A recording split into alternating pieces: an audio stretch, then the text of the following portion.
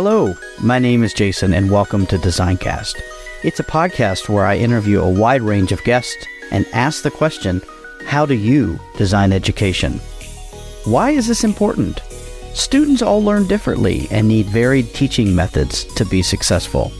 It is more important now than ever to accommodate and personalize education for all students as much as possible. I use my 25 years of experience as an educator to ask questions and to learn about the exciting things people are doing to provide for all students and their unique perspectives. Each episode, I chat with guests from all over the world, from classroom teachers, authors, consultants, and beyond. We chat around a range of topics that we feel are important right now. Will you join me in this journey to learn and grow together? If it's your first time here, welcome. Thank you so much for taking the time to check it out. If you like this podcast, please leave a review, rate, subscribe, share, and download from your preferred podcasting app. This helps the podcast get discovered by new listeners. Also, please use the hashtag Designcast when discussing your thoughts and feedback on your favorite social media platform. To connect with me, I would love to hear from you. Thanks for listening. So let's get on with the episode.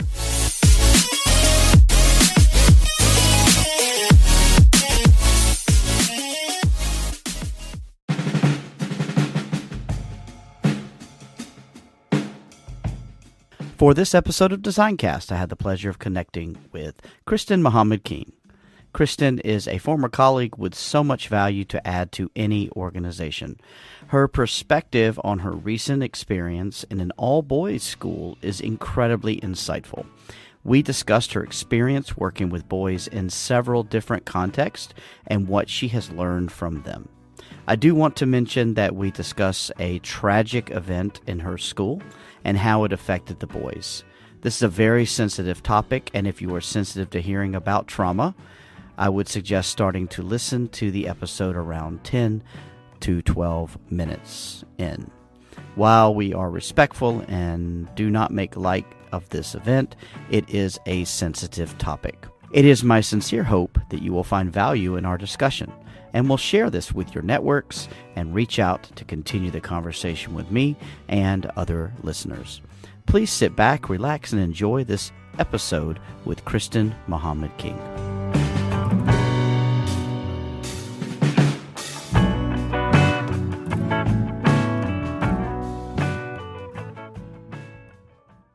Welcome back to another episode of Designcast, and I'm just so excited and humbled to have my friend Christin Mohammed King with me. Christin, how you doing? I'm great. How are you? Thanks for having me. Humbled. Humbled. My word. You're a humbling sort of figure. I appreciate it. Thank you so much. I know it's early for you. It's late for me, but it's just so great that you have agreed to chat with me. Thank you, Christin. I appreciate it. Well, thank you. I love a good conversation.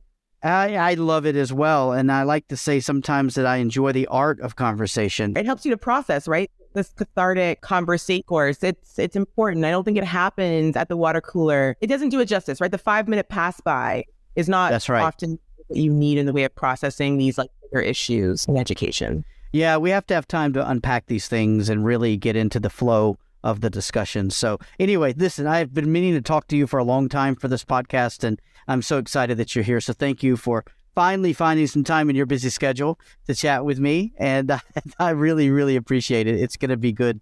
So Christin, if people don't know who you are, can you just give me a quick, 30-second, 1-minute introduction to yourself and who you are? Yeah, I used to be the youngest teacher in the room. Not the case anymore. I've been teaching for, I think I did the math the other day, I think it's about 14 years. Wow. So when did that happen? When did I go from being the first-year teacher to the 14-year teacher? But I'm in a good place. And I've been international for the majority of my career, so about 13 years. I kind of graduated, left, didn't come back for 13 years. I've since returned home, so I'm currently in Toronto, Ontario, Canada. So I've repatriated and in many ways bring home a world of experiences to a place that I think, despite Toronto and Canada being one of the most multicultural cities in the world, and having that title for most of my life, it in very, very many ways hasn't yet caught up to the level of innovation and understanding that I experienced in communities that were more homogenous, Right. And more traditional. Well,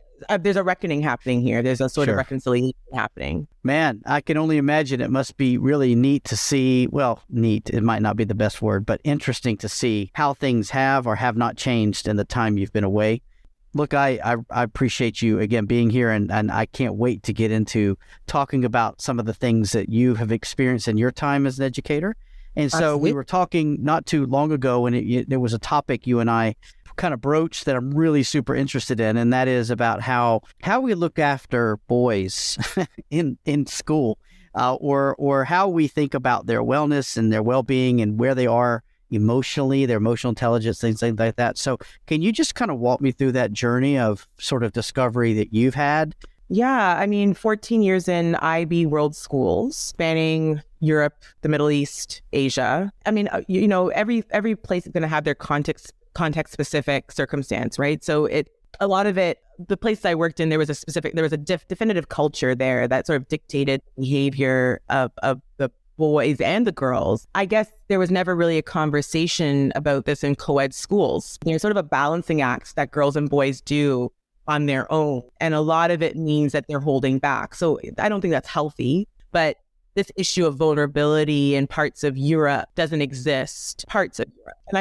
And it doesn't exist in parts of Asia, and it doesn't exist in the West either. And if it does, it's very performative. What I think we've forgotten is our students have learned, they have a lot of social capital, specifically in IB World Schools. They come with a lot of social capital. And a lot of what they're doing in front of us is performative. It's not necessarily genuine. They know how to sugarcoat. They know how to perform. They've been taught how to do this. Some of them have been explicitly coached, and some of them just picked up on the tips and tricks that their parents have shown them, but they're never going to show you who they really are. There's a power dynamic there that doesn't allow for that. And when you do see vulnerability in the classroom, typically, if it's a public display of vulnerability, not the kind of one-on-one stuff that sometimes happens, it's normally, it comes from a place of shame. So like it's parent-teacher conferences and you're embarrassed or feeling shame about the feedback that you've gotten or the mark that you've earned. Or it's a reaction at the end of a stress cycle. Be something as simple as receiving formative feedback on a task and then it being a purging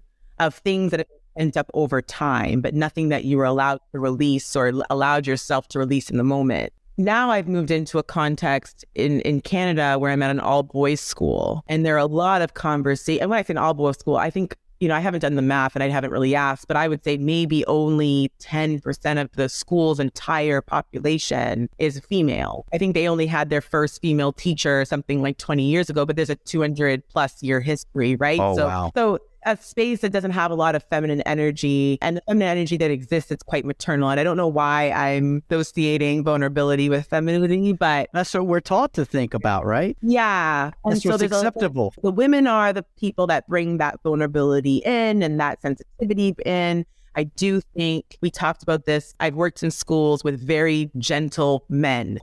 My experience in international teaching is to be with gentle men. And you'll find your pockets of men that aren't. And obviously, when personal walls are broken down, there can be a friendship bond that happens that really that stuff goes out the window a little bit. But it's on our terms to determine how that's right. Our relationship, how that goes. But very gentle men. And I'm now in a space where there's a legacy of boys will be boys and boys need something different and boys need a hard hand, not literally, but metaphorically speaking, and sports. It's stemming from all, areas of the school. And there was an event that happened recently where we lost a student and I didn't know how to go in my classroom. I taught this student.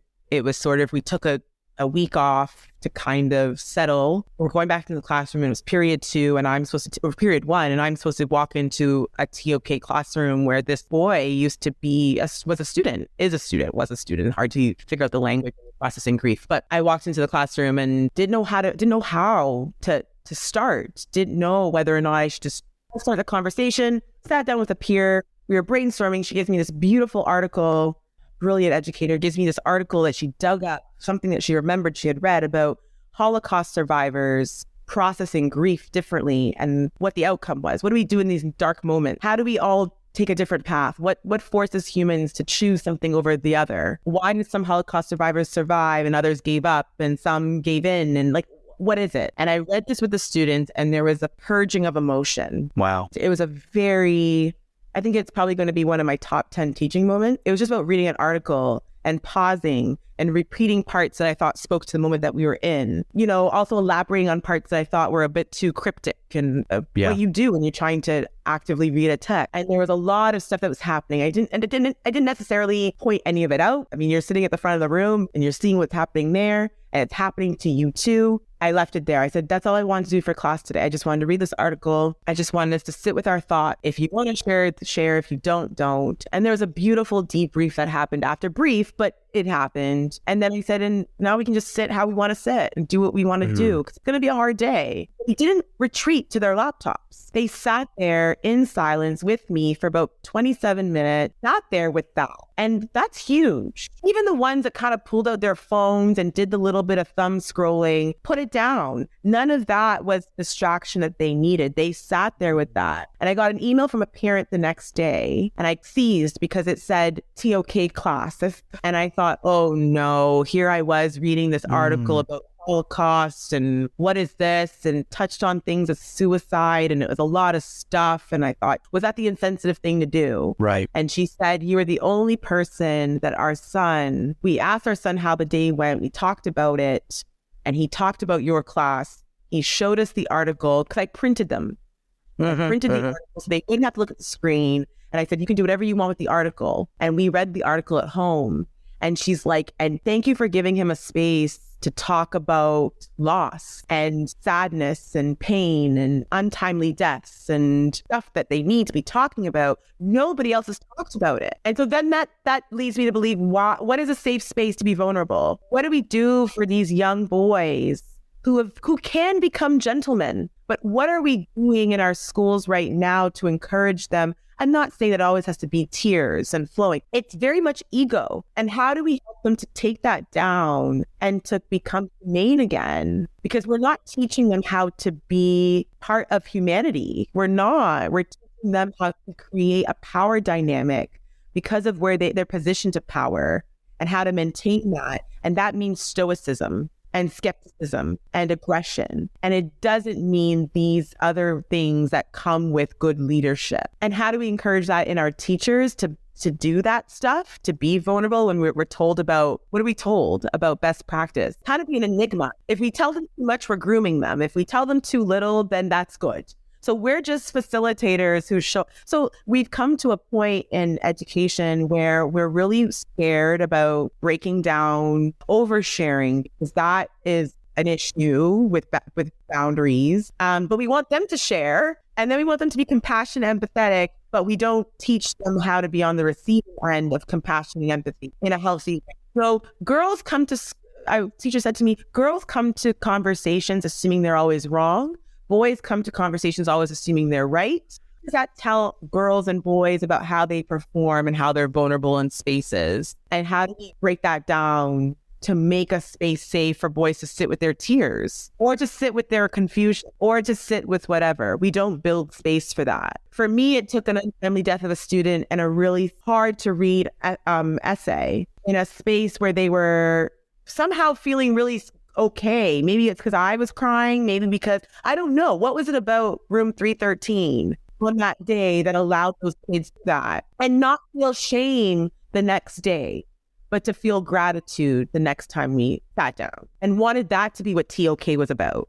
Isn't it interesting how that became the best class of TOK, and how do we do that in every class? Well, first off, I know you, Christin, and I know you, I feel like, really well, and we've worked together. I've been in your classroom. We've shared, time together with students and things. And so don't sell yourself short, because I do feel that your modeling of empathy and compassion and being in a safe space, it occurs, right? It's part of who you are.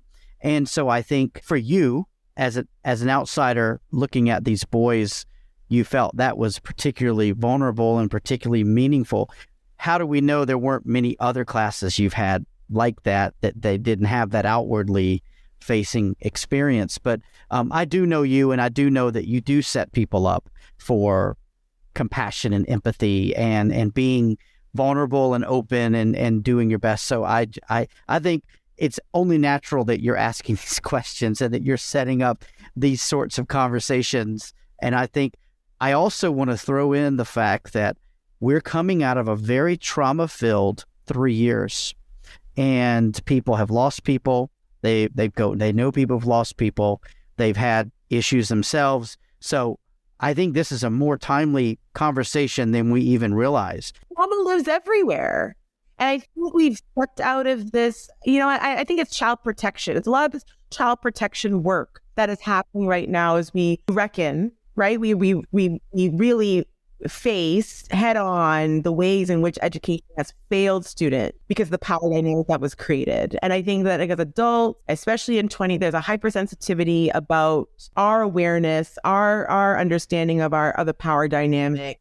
And really, there's been a sort of microscope put on every sort of, I would say, traditional method of connecting. If I sit with you after class, let's be very clear. I'm going to make the appointment. I'm going to put it in my Google Calendar. I'm going to let everyone doors know open, the whole bit. We're going to sit in this room, and rightfully so. We need to make safe spaces for both parties.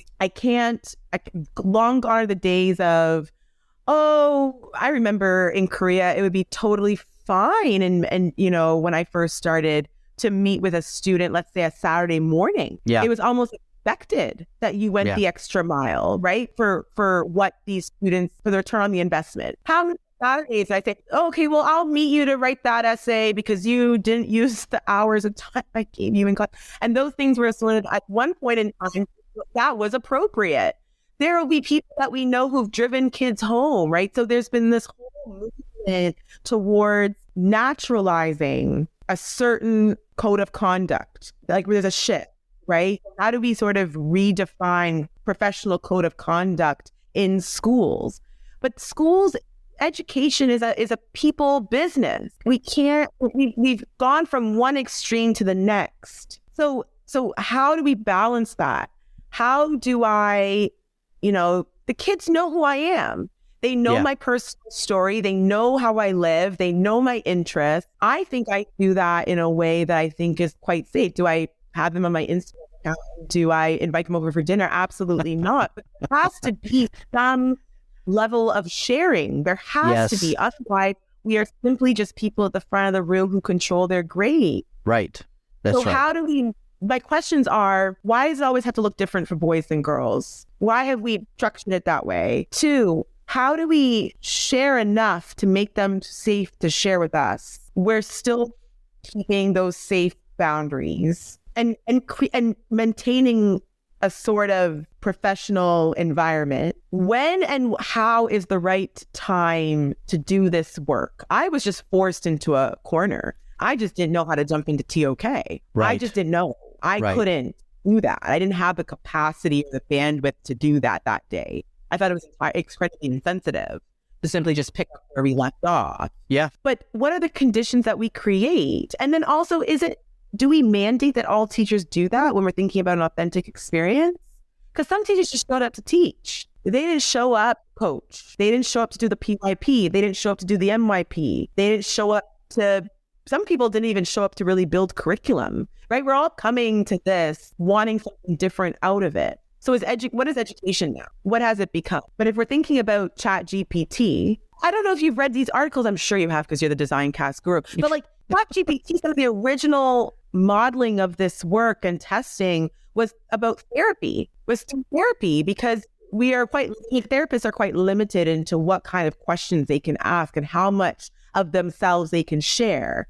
But what a great way to test this. You ask me a question, how can I be objective in helping you realize an answer that works for you without telling you too much about me? If we have AI that makes spaces more vulnerable than our classroom, what are we doing? And if we think about international mindedness and sensitivity and care and all those things that we think were the buzzwords, and we can't say a space, we can't just simply label a space safe and it becomes one. Correct.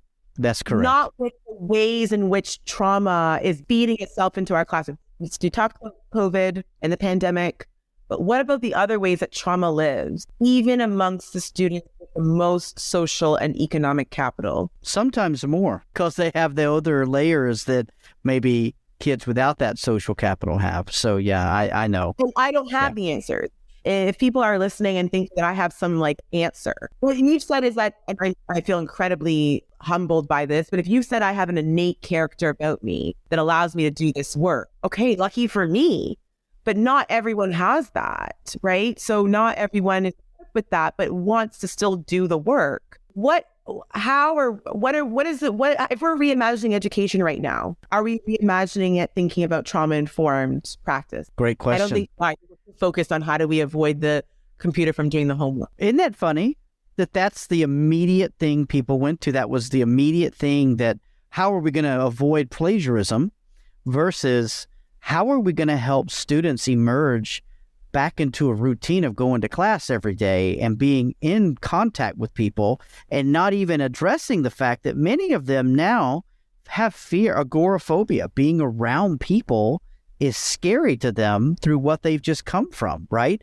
That being around a group of people is really scary because they were told to avoid people, right? And so now there's these kids that are going into middle school who had 2 years that were normal in elementary school. And when I say normal, right? I mean, and we're not talking about that, but we're talking about an AI chatbot, So, I mean, I agree with you. Where do we go with that, right? Like, what is... They're not there. The right conversation. We're not having them. We're not holding each other accountable. I think what many schools are challenged with right now is to really think about their mission. I have never read a mission statement that talked about making kids strong to survive. That's not how these mission statements read. They read very much like designing a world helping students alive, who they, a level of empathy and care to sort of heal. It's a lot about healing, but we're not healing in our classroom. And that needs to be if we're thinking about teaching these kids, I think about, you read these articles about the most stigmatized communities in the state, ones that are void of every resource, and they are throwing in whatever they can. First of all, their educators are going in with such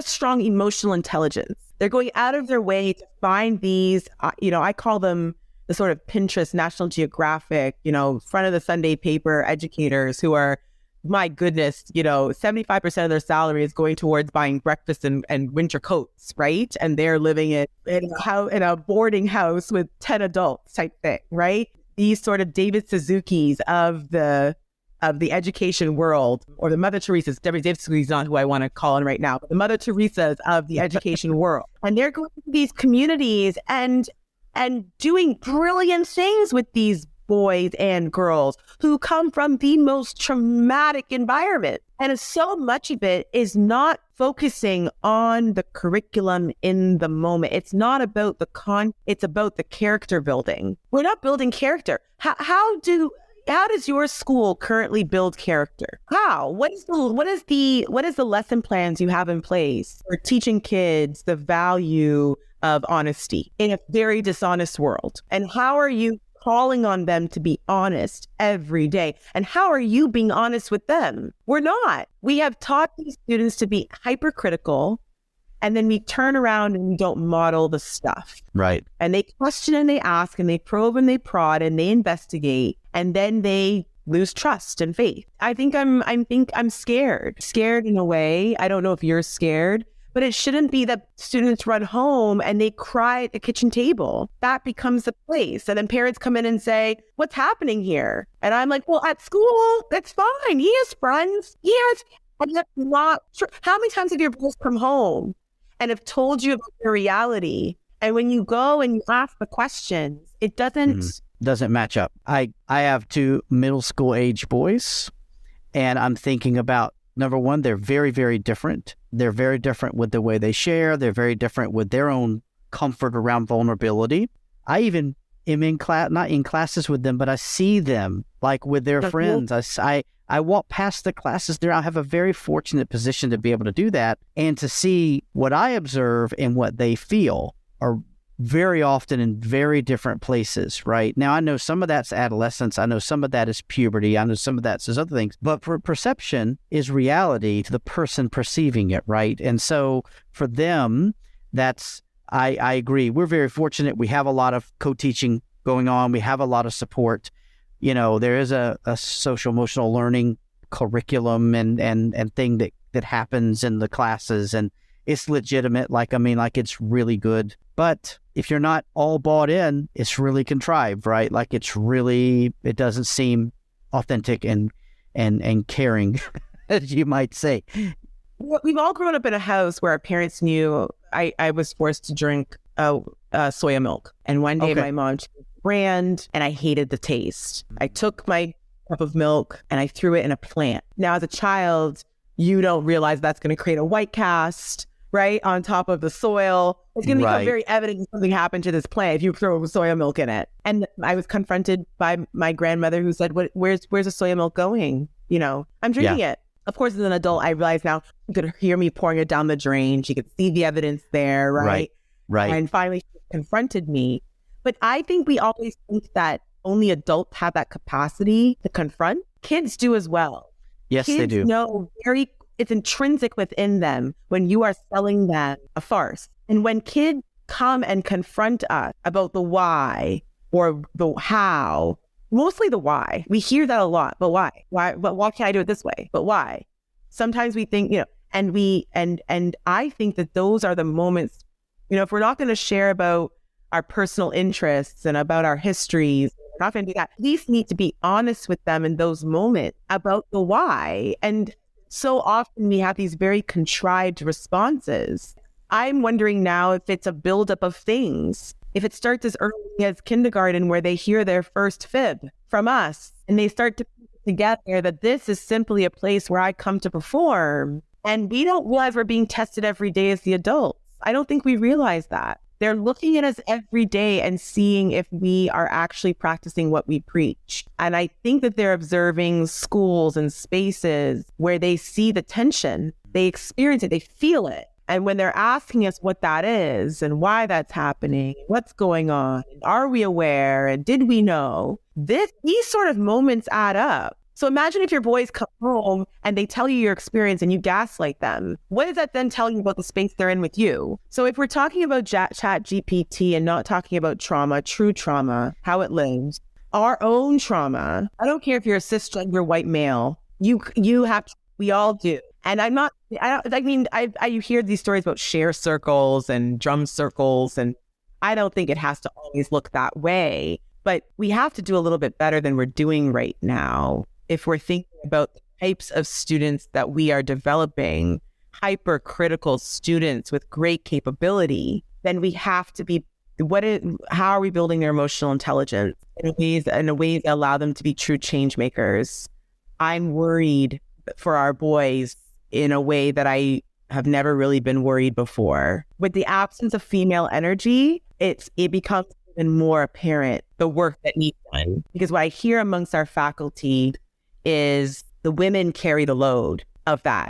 I'm sure. What a responsibility, right? What a responsibility. And I think that's tough. Have you ever heard of Dr. Campbell through OISE? It doesn't sound familiar, but it doesn't mean I haven't heard. Yeah, so he's a kind of emerging voice, I think, about safe space. He comes from the lens of what do we call that? Social justice education, in the sense of breaking down racial barriers in classrooms and sort of stuff. And there's a little bit of a LGBTQ spin on it as well. He says this quote, and I said it in this conversation: we can't simply call it safe and become safe. We can't simply, as the adults, stand up and say it's a safe space, And can I ask how your advising program works in your school? What's the model? Is there one? Because like the pastoral stuff really comes from the advising. There is one. And I will say that at this point in my career, I've not seen a school before coming to the school I'm at now that really did it well. It was always an afterthought. It was always something to kill the time between classes or between breaks or whatever. The system we currently have, there's a short check-in in the morning. There's a real effort to everyone's involved in the process. And so that brings the groups even smaller. So all of the groups are co-taught. And so you're really only looking at 6 to 8 kids a teacher, which really helps you get to know them, which is amazing. So they meet every morning.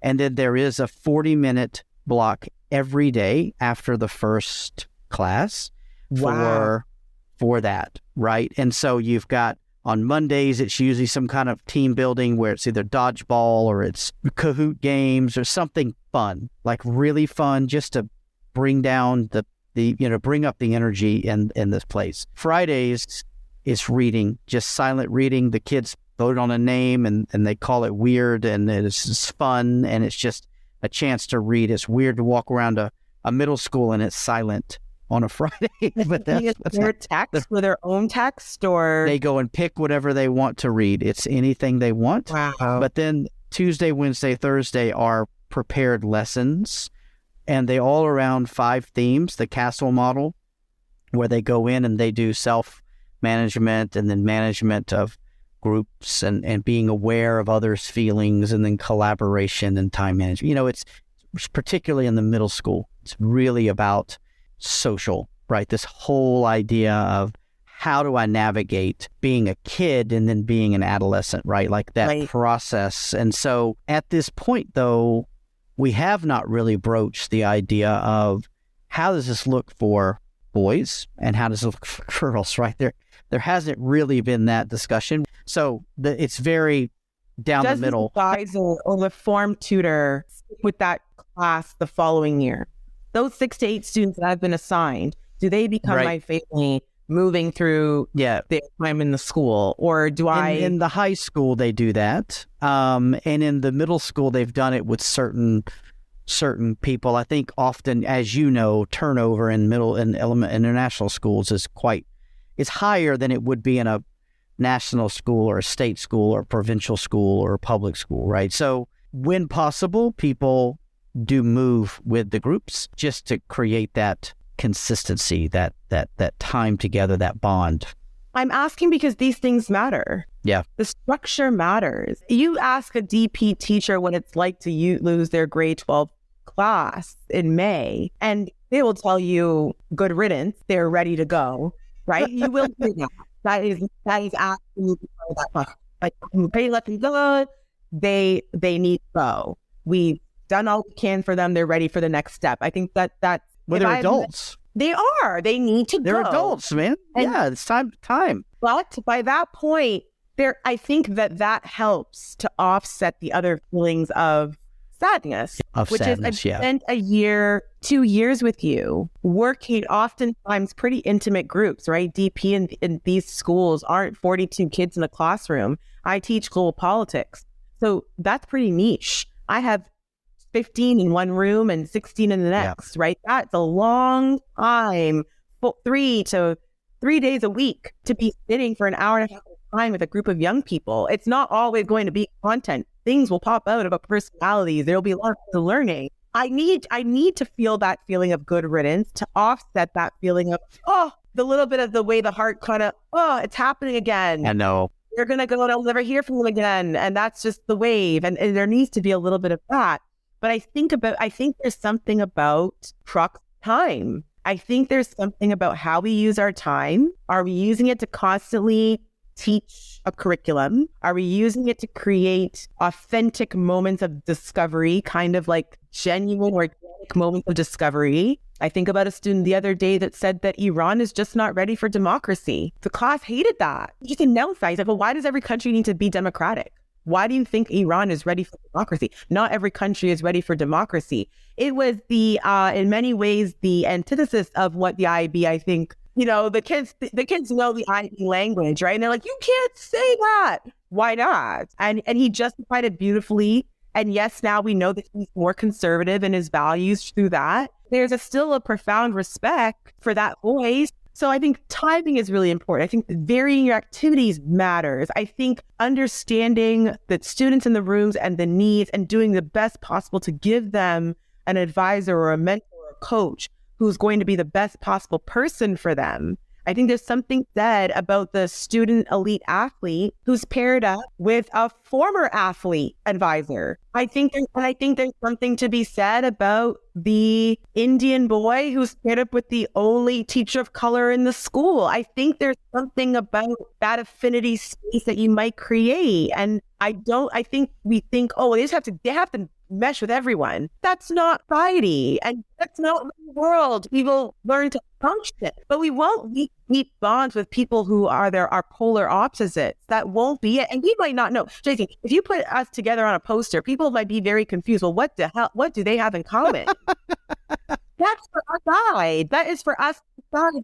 I think there needs to be something about the identities the ones that we've been given, and recognizing that there might be something there, a shared trauma there, unfortunately a trauma bond that might allow us to break down that wall a lot faster. And boys need it more than girls. Girls just need you to be a woman. And already you have the thing. Well, it's not the same, because there's something to be said. Why do the boys need me to be female for them to feel safe? Yeah. To really let it out, or to show me a side of themselves that they don't show the men. So it's not about gender, I think, when it comes to the boys. It's about something else. And it can be about something else, because many of the boys do find a safe space in some of the male teachers at my school. They do find, a moment of bonding or clarity. Yep. Exactly. Are we really thinking intentionally about how we structure these programs? I would say your advising program sounds like it understands the balance. It understands that balance. I would say my advising program understands the benefit of time and longevity. I get you in grade 8. I say goodbye to you in grade 12. I welcome in the new cycle. I think there's something to be said about these transient communities.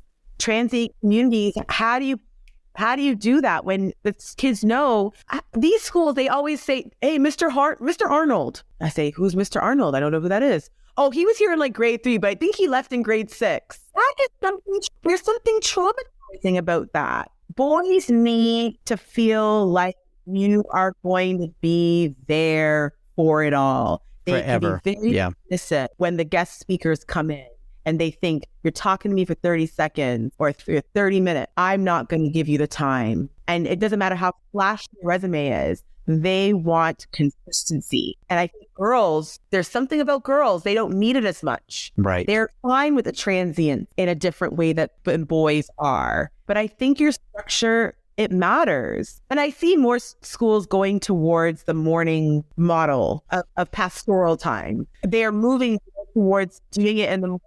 Because what's happening in the afternoon after you've experienced a school day that in many days was disappointing? When you went to go play with that person, they said no. The teacher handed you back the test. It wasn't good. You were called something awful at lunch. Your teacher yelled that you didn't show up for extra time. And then you stopped the lesson and couldn't focus. And now I'm doing advising. That's not building up the day. Jason, do you think that are your boys traditional in the sense that they are like boys? I ask because parents will often sit with me and say, but he's the sweetest person on earth. And I'm thinking, but he's a chauvinist when he comes into this space. My boys are, I think a big difference for my boys, as you know, Christin, is that my wife is not from the same background that I'm from. And so they've got two different worlds that they've come from. And then they've only ever known international schools with a diverse group of people. So for them, they've been encouraged to be themselves and been encouraged to find whatever kinds of things they want. So the land has been fertile for them to kind of find themselves. So when I see them with their friends, they're middle schoolers are middle schoolers, right? So that for that part, they're not the let's go out and rah, rah, rah, we're going to win the football match or rah, rah, like they're not that kind of boy at this point yet. But I see glimpses of that sometimes, but it's very fluid, right? So I also understand that it's fluid, and I understand that what happens one day does not mean it's truth on the next day, right? And so I think being a middle school educator for 25 years has taught me a lot about how to then approach my own boys, right? So I will say I also understand that nobody's perfect, and that they have their faults and the things they're working through as well, just like me, right? So one is very, very similar to my personality, and one's very similar to his mom's personality. So I do know them from that perspective. But it's the fluidity. I think that's really beautiful that you recognize that there's a fluidity there.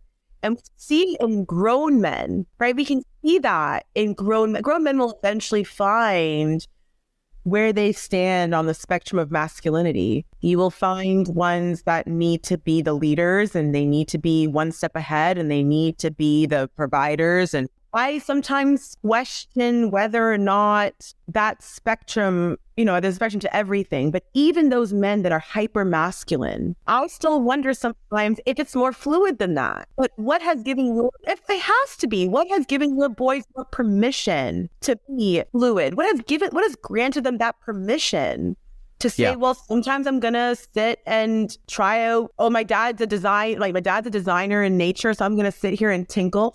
Girls might call it craft. You might call it design. It's the same thing, right? We're being creative. But I'm going to sit here and chat.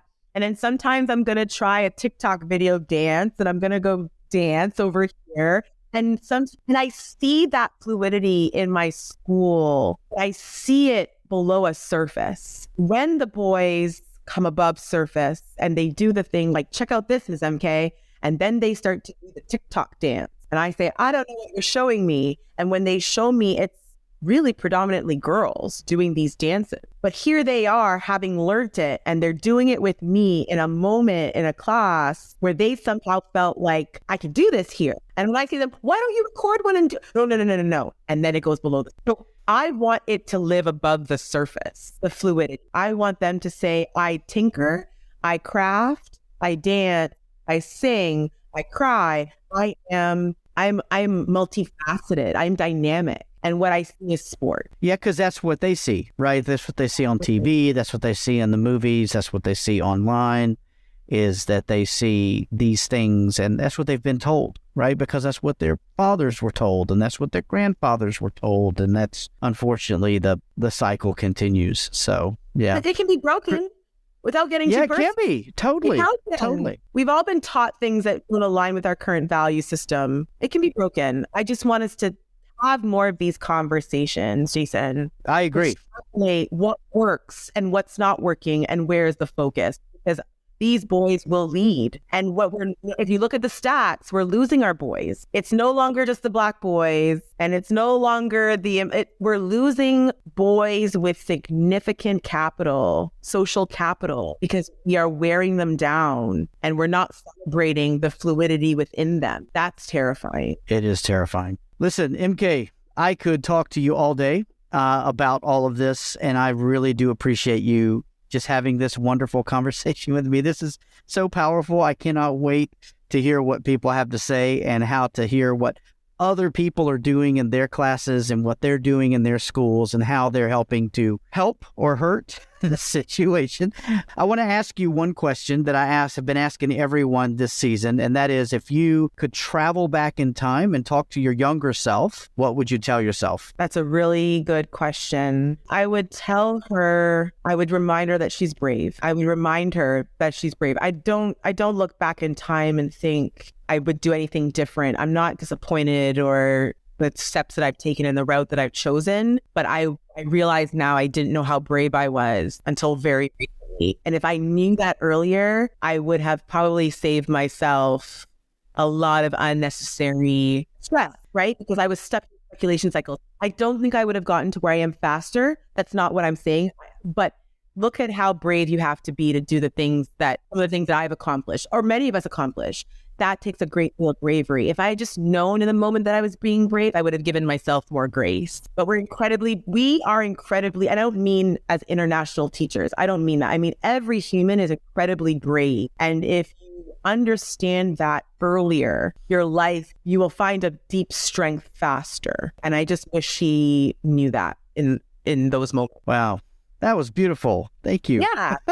Unrehearsed. It's awesome. Be brave. I love it. We don't use bravery anymore. It's been associated with killing animals and living in the wild and going off the grid and putting all your money in the stock market. That's not brave. braveness is having a hard conversation with a coworker. Yeah, Your absolutely. partner or your kid. That's bravery. And if we recognize the ways we're brave every day, maybe that's part of the work. We might start to break down those barriers a lot faster and recognize that we're doing the right thing in the moment. Christin, you're not that first-year teacher anymore, man. She is not. She is not. She's not the 40-year-old teacher either, but she's on her way. She's brave. She's brave. Even That's if awesome. she's the most simple thing on earth, which is teaching. Yep. People think it's the simplest profession, right? 17 weeks vacation. How easy is that? But there's a lot of bravery that goes into what we do. And you're incredibly brave. Doing this is brave work. So I certainly appreciate that. Christin, this has been such a lovely chat. Thank you so much. I'll be sure to include in the show notes information on how to connect with you over social media or whatever. But I want to just thank you so much for the conversation. And I look forward to us continuing it later. Yeah, I'll let you know what I'll let you know what I find out. This is the start of for your listeners. This is the start of my own personal investigation. I'm part of an action research program, and so this is the start. This is the processing of the question, and hopefully I'll have an answer in 2 years. So I'll let you know. I can't wait. Hey, man, I'm all about you being episode 200. So that sounds good to me. Episode 200. I'll let you know what happened. All right. Thank you, Christin. Take care. I so much appreciate it. Thank you.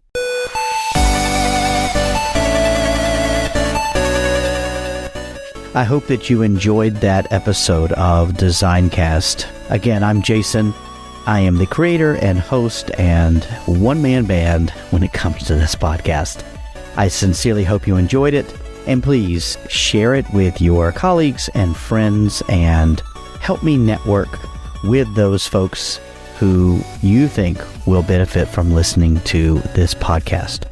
If you own a company or you have connections where you would like to partner with me in this podcast, whether it be sponsorship or product reviews or any other possible services, please reach out to me. My contact information is in the show notes, and I cannot wait to hear from you.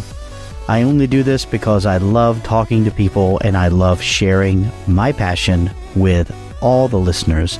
So if you are interested in possibly being a future guest, please reach out and get in touch.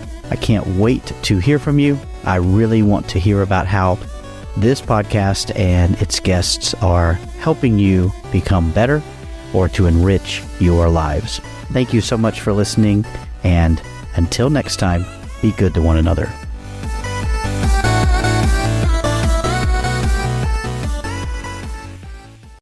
This podcast is a proud member of the Teach Better Podcast Network. Better today, better tomorrow, and the podcast to get you there. Explore more podcasts at www.teachbetterpodcastnetwork.com. We will see you on the next episode.